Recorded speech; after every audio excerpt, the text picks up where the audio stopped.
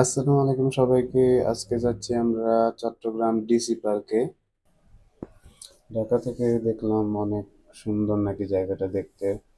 Plus হচ্ছে গিয়ে শীতের সময় তো ফুলের বাগান দেখতে খুবই ভালো লাগে, ফুল ফুটে। প্রচণ্ড জ্যাম এখানে, দেখি ঢাকার চেয়ে বেশি জ্যাম বাবা।